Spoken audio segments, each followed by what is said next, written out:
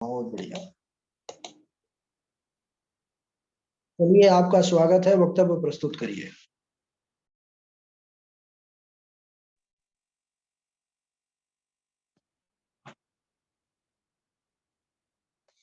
ध्रुव चरित्र के बारे में सुनाएंगे गुरु जी आज। हाँ, स्वागत है आपका। हाँ जी गुरु जी। अस्मद् गुरुभ्यो नमः। अस्मद् परम गुरुभ्यो नमः। अस्मद् सर्व गुरुभ्यो नमः। श्री राधा कृष्णाभ्याम नमः। श्रीमते रामानुजाय नमः। लंबोदरम परम सुंदर मेकदंतम पीतांबर त्रिनयनम परमं पवित्रम उद्दद्दिवाकर्णी बहुज्वलकान्तिकान्तं विघ्नेश्वरं सकल विघ्नहरं गणपतिं नमामि।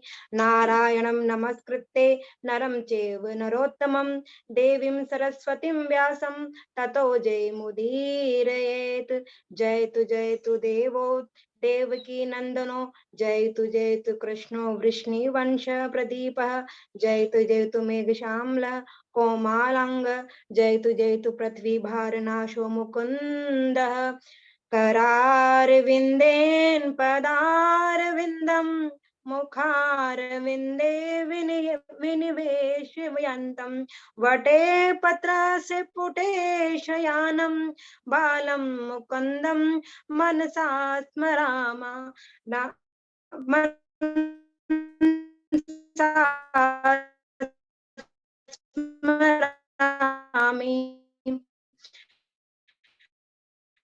रामाय रामभद्राय रामचंद्राय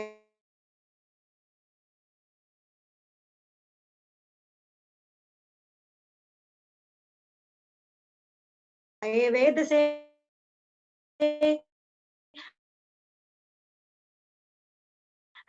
नमः। अंजनी शोभनमार्जित पापचोरं चोराग्रगण्यं शिरसा नमामि। कृष्णाय वासुदेवाय देवकी नंदनाय च नंदगोपकुमाराय गोविंदाय नमो नमः। नमः पंकजनाभाय नमः पंकजमालिने नमः पंकजनेत्राय नमस्ते पंकजाग्रे। भक्त भक्ति भगवंत गुरु चतुर नाम वपु एक इनके पद वंदन किए नासत विघ्न अनेक। अनंत कोटि ब्रह्मांड नायक अचिंत्य कल्याण गुणगण निधान सर्वेश सर्वाधिपति अकारण करुणावरुणा का अकारण करुणाकारक सकल जन कल्य शापहारक परात पर ब्रह्म अनंत कोटि कंदर्प दर्प दलन पटियान निर्गुण निराकार सकाण सगुण साकार जगदेक बंधु करुणेक सिंधु सच्चिदानंद घन परमात्मा श्री कृष्ण श्री राधा रानी के चरण युगलों में दासी का बारंबार प्रणाम। परम गुरुवर के चरणों में दासी का कोटि कोटि प्रणाम। आप सभी जूम ऐप के माध्यम से भगवत कथा के अनुरागी आप सभी भक्तों को भगिनी बंधुओं को मेरा मातृशक्ति को मेरा प्रणाम। मेरे कथा वाचन में जो त्रुटियां रह जाए उनके लिए मुझे क्षमा कीजिएगा। आज का मेरा वक्तव्य ध्रुव जी का चरित्र है। उससे पहले श्री राम स्तुति अभी नवम स्कंद ही चल रहा है, तो श्री राम स्तुति मैं आप लोगों के सामने करना चाहती हूँ। भय प्रकट कृपाला दीन दयाला कौशल्या हितकारी हर्षित महतारी मुनि मनहारी अद्भुत रूप विचारी लोचन अभिरामा तनु घन श्यामा निज आयुध जनचारी भूषण वनमाला नयन विशाला शोभा सिंधु खरारी कई कह दुई कर चोरी स्तुति तोरी कह विधि करो अनंता माया गुण ज्ञानातीत अमाना वेद पुराण भनंता करुणा सुख सागर सब गुण आगर, जेहि गावहि श्रुति संता। सोमम हित लागी जन अनुरागी, भयउ प्रकट श्रीकंता। ब्रह्मांड निकाया निर्मित माया, रोम रोम प्रतिवेद कहे। मम उर सोबासी यह उपहासी, सुनत धीर मति थीर न रहे। उपजा जब ज्ञाना प्रभु मुस्काना, चरित बहुत विधि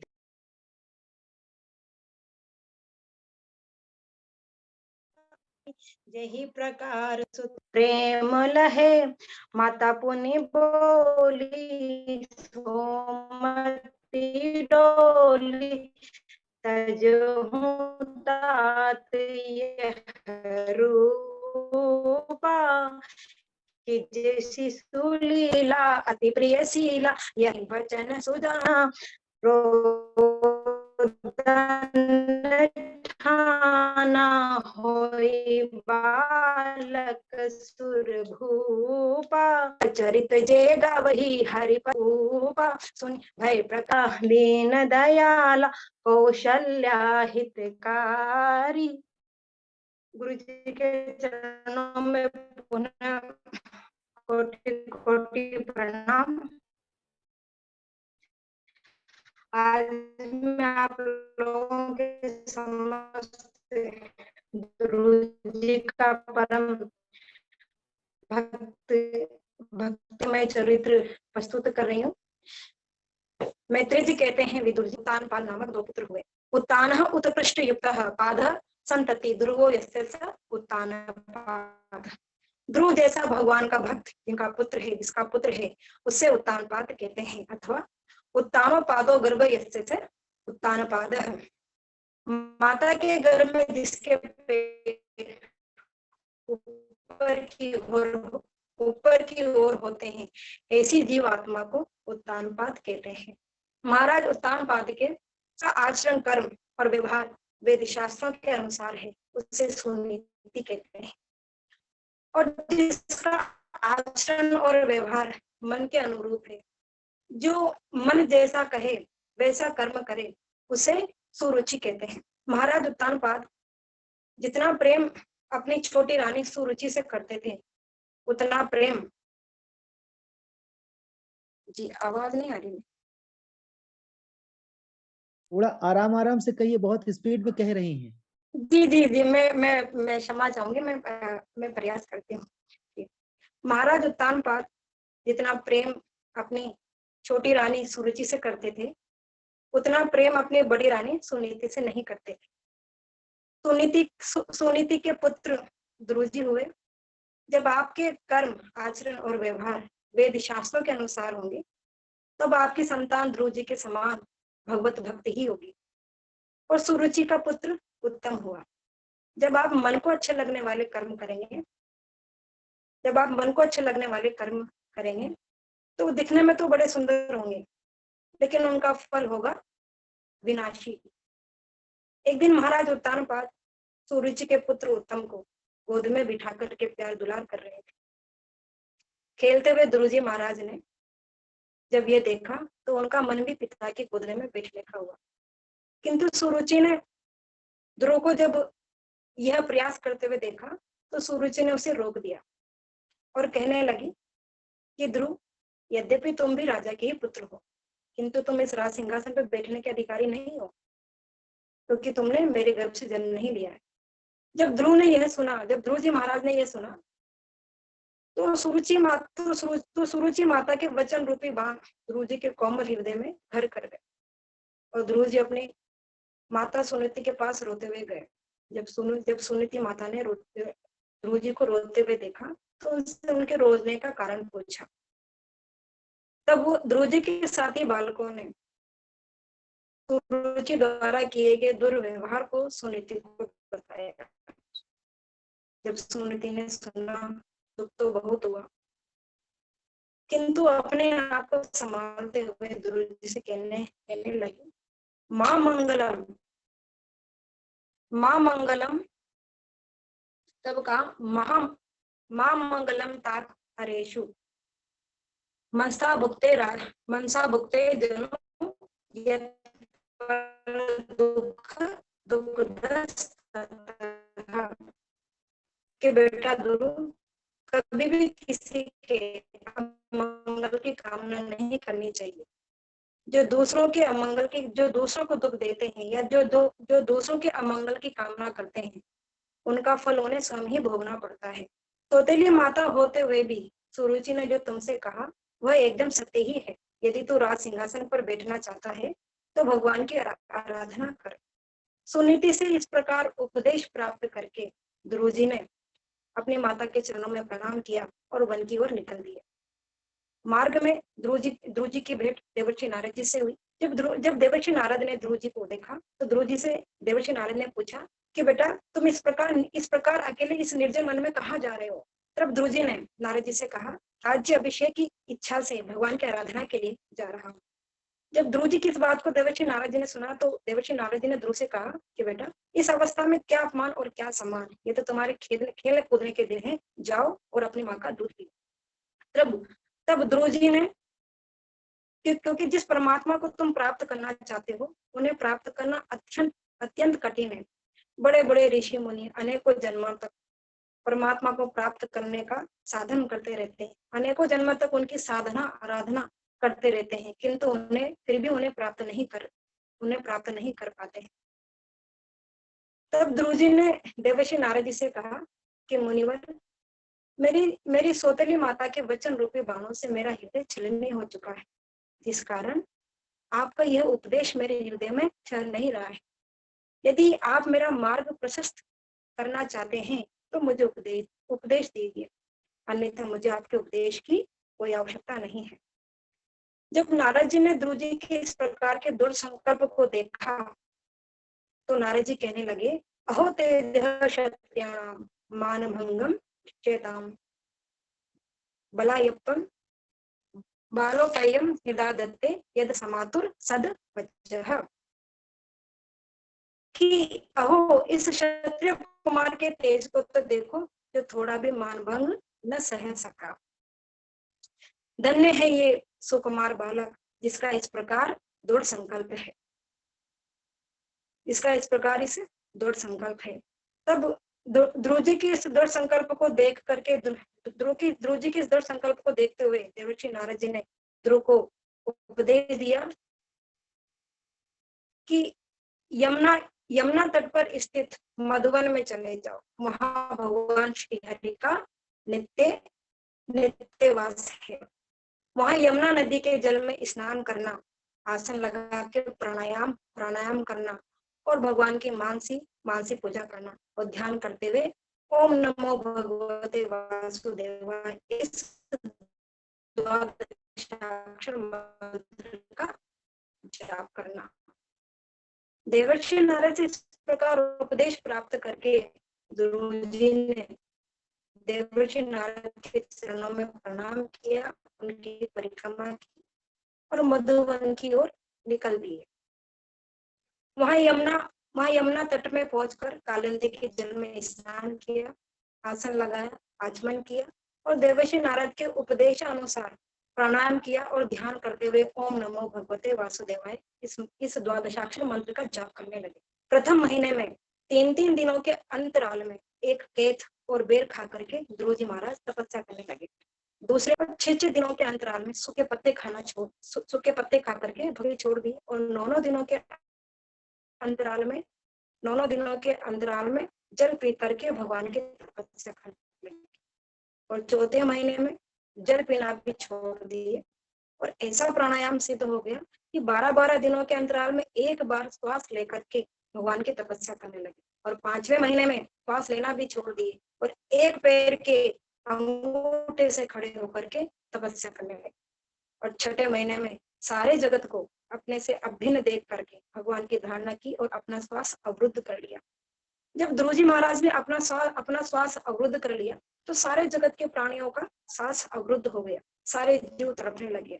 देवता लोग दौड़े दौड़े भगवान श्री हरि के पास गए, भगवान से कहने लगे देवता लोग कि प्रभु हमारी रक्षा करो, हम मरे जा रहे हैं, ना जाने किस कारण से हमारा श्वास अवरुद्ध हो रहा है।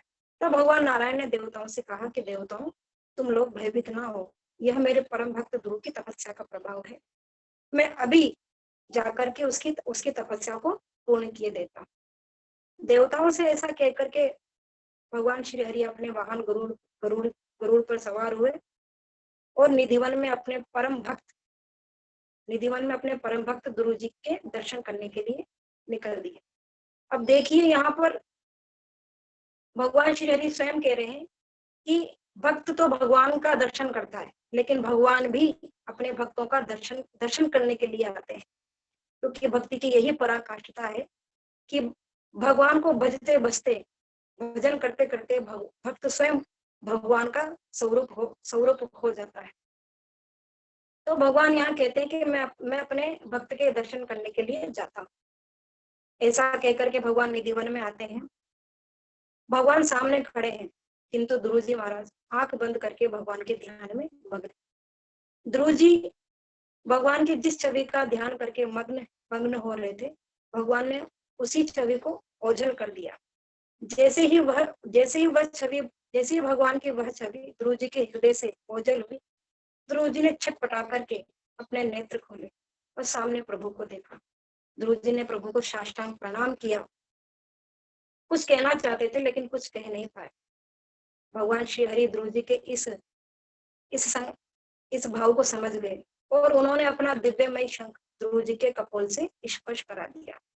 जैसे ही भगवान के दिव्यमय शंख का ध्रुव जी के कपोल से गालों से स्पर्श हुआ, ध्रुव जी में वेदमय दिव्य ज्ञान जागृत हो गया और वो भगवान की स्तुति करने लगे कि प्रभु, आपने ही मेरे अंतःकरण में प्रवेश करके मेरी सोई हुई वाणी को सजीव किया है। आप ही हाथ, पैर, कान, त्वचा आदि इंद्रियों को चेतना प्रदान करते हैं। मैं आपको बारंबार प्रणाम करता हूँ। भगवान नारायण ने ध्रुव जी से कहा कि बेटा ध्रुव, मैं तुम्हारे हृदय के संकल्प को जानता हूँ। तुम जिस पद को प्राप्त करना चाहते हो, उसे आज तक किसी ने भी प्राप्त नहीं किया है। मैं तुम्हें वह ध्रुपद प्रदान करता हूँ जो त्रिलोकी से ऊपर है और जिसके सप्तऋषिगण परिक्रमा करते हैं। किंतु उससे पूर्व तुम 36,000 वर्षों तक धर्म पूर्वक इस पृथ्वी का पालन करो और अंत में मेरा स्मरण करते हुए तुम मुझे प्राप्त कर लोगे। ध्रुव जी से इस प्रकार कहकर के भगवान श्री हरि अंतर्ध्यान हो गए और ध्रुव जी महाराज अपनी तपस्या को पूर्ण करके अपने नगर को लौटे। जैसे ही महाराज उत्तानपाद को आज पता चला कि मेरा पुत्र ध्रुव अपनी तपस्या को पूर्ण करके नगर को लौट रहा है, तो उनकी अगवानी के लिए नगर से बाहर आए और जैसे महाराज उत्तानपाद ने ध्रुव जी को दूर से आते हुए देखा, तो अपने रथ से कूद पड़े और ध्रुव जी को अपने गोद में उठा करके प्यार दुलार करने लगे। ध्रुव जी ने अपने माता पिता के चरणों में प्रणाम किया। नगर में बड़ा भारी उत्सव मनाया गया।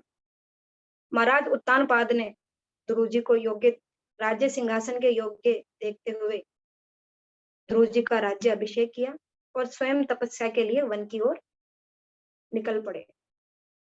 ध्रुव जी का विवाह प्रजापति शिशुमार की पुत्री ब्रह्मी देवी से हुआ, जिनसे कल्प और वत्सर नामक 2 पुत्र हुए। इनकी दूसरी पत्नी वायु पुत्री ईला से उत्कल का जन्म हुआ। अभी भाई उत्तम का जन्म नहीं हुआ था। एक दिन अभी भाई उत्तम का विवाह नहीं हुआ था।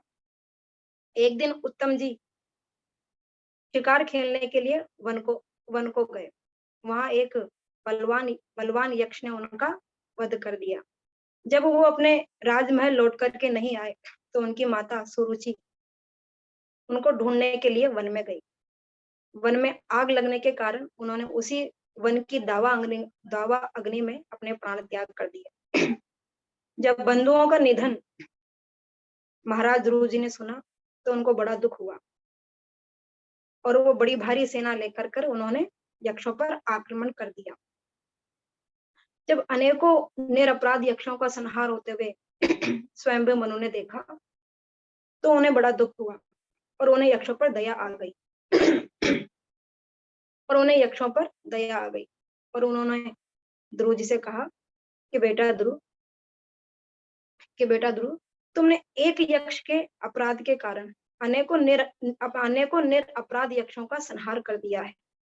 तुम जैसे भगवत प्राप्त भक्तों के लिए यह आचरण शोभनीय नहीं।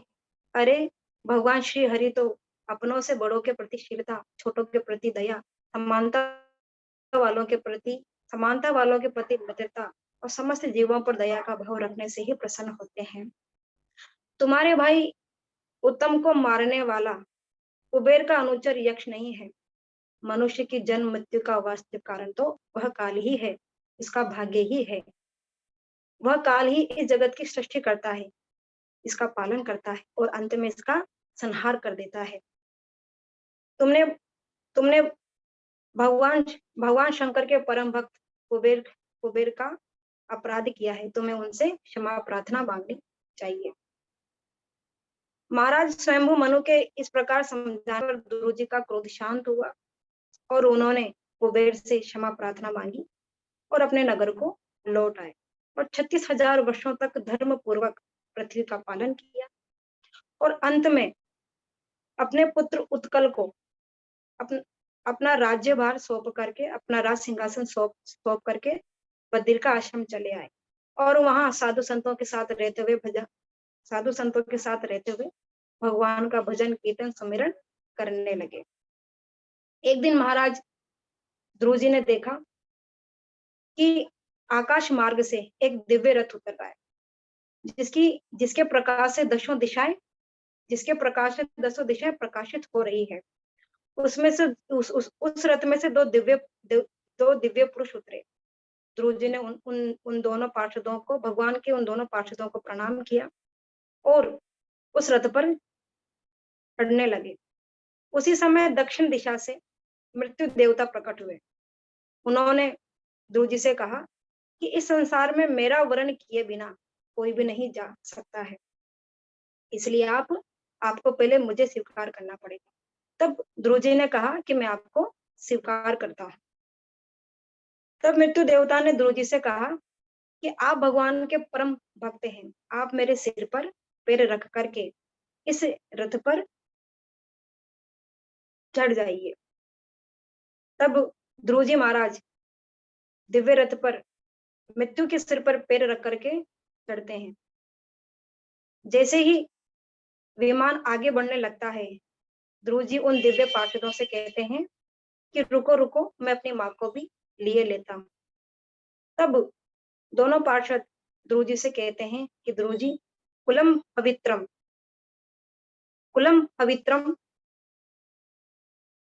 वसुंधरा पुण्यवती, कि जिस कुल में कि जिनका चित्त लगातार भक्ति में लगा हुआ रहता है, उनका कुल पवित्र हो जाता है, उनकी माता कृतार्थ हो जाती है। जहाँ जहाँ जहाँ उस भक्त का जन्म होता है, वहाँ की भूमि पवित्र तीर्थ के समान हो जाती है। और आप जैसे भक्तों की जो माँ होती है, वह पीछे कैसे रह सकती है। वह देखिए आगे आगे जो विमान जा रहा है, उसी में आपकी माँ बैठ करके जा रही है।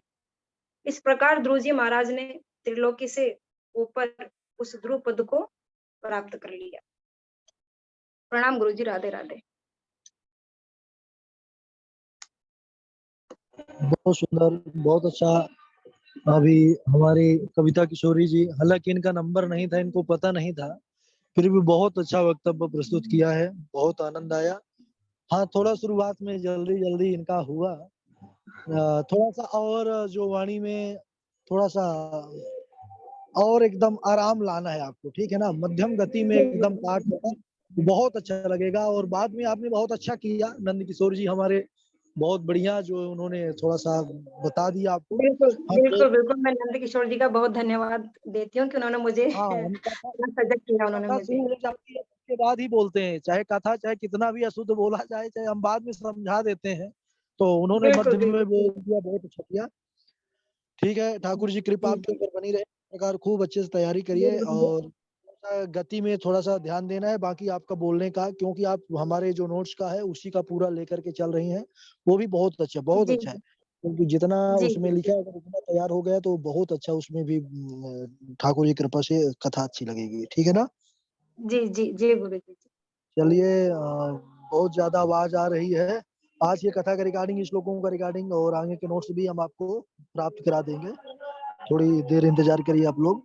कृष्णाय वासुदेवाय हरे परमात्मे प्रणतः क्लेशनाशाय गोविंदाय नमो नमः। बोले वृंदावन बिहारी लाल की जय, भागवत महापुराण की जय, सुखदेव भगवान की जय। जय जय श्री राधे।